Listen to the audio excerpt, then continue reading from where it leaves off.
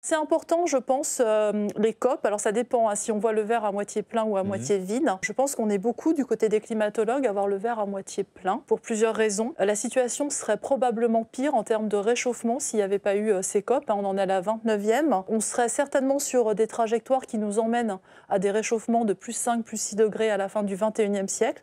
Nous ne sommes que, je mets des guillemets, sur une trajectoire qui nous emmène à plus 3 degrés à la fin du 21e siècle. Je pense que c'est important. Dans notre histoire, on a rarement essayé de régler un problème global en réunissant quasiment tous les pays concernés. Et c'est le cas chaque année.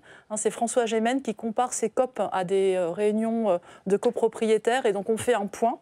Alors après, est-ce qu'on doit changer le fonctionnement parce qu'il faut qu'il y ait un consensus? Ce sont des votes à l'unanimité. C'est pas contraignant. Il n'y a pas si les pays ne respectent pas leurs engagements, il n'y a pas de sanctions. On sait quelles sont les limites ou les défauts du système. Voilà. Et pourquoi je pense que c'est important de voir le verre à moitié plein et pas à moitié vide? Eh bien, avec tout le climato-scepticisme ambiant, quand on voit le verre à moitié vide, je pense qu'on participe à détricoter la diplomatie internationale climatique.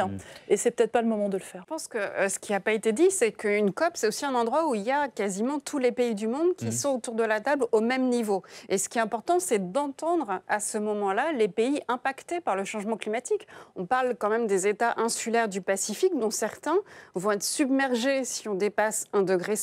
Donc ils vont disparaître. Et je pense que c'est important d'avoir un moment dans l'année où ils sont là, autour de la table, face à des pays beaucoup plus importants, mais qui sont en train de produire ces émissions de gaz à effet de serre qui vont faire disparaître certains pays. Ouais.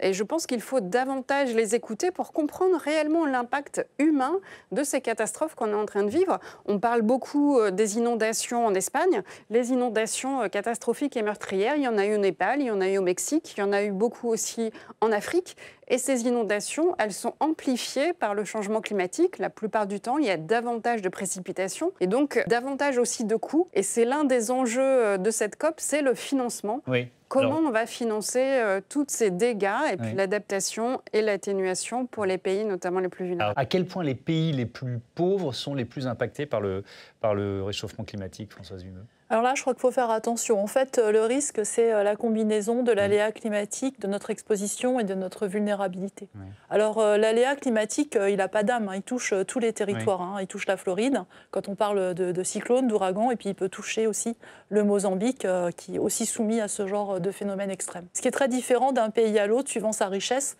ça peut être son exposition et sa vulnérabilité. Et donc, on comprend que quand on a un cyclone qui ravage la Floride, c'est pas exactement pareil qu'un cyclone qui ravage le Mozambique. Et donc c'est là le problème en fait. C'est que les pays en développement, les pays pauvres, ne sont pas préparés à vivre ce genre de phénomène. Ils sont aussi impactés que nous. On a vu ce qui s'est passé en Espagne. On a aussi des cyclones dans nos outre-mer français. Mais évidemment, on n'a pas la même résilience. Et puis on n'a pas non plus la même exposition. Par exemple, en Floride, lorsqu'il y a un cyclone, eh bien, on voit ces systèmes d'alerte météorologique qui préviennent plusieurs jours à l'avance. On voit les gens qui partent. Ils savent où aller, ils savent comment partir, ils savent quelle route prendre. Au Mozambique, quand vous avez un cyclone qui arrive, vous attendez le cyclone.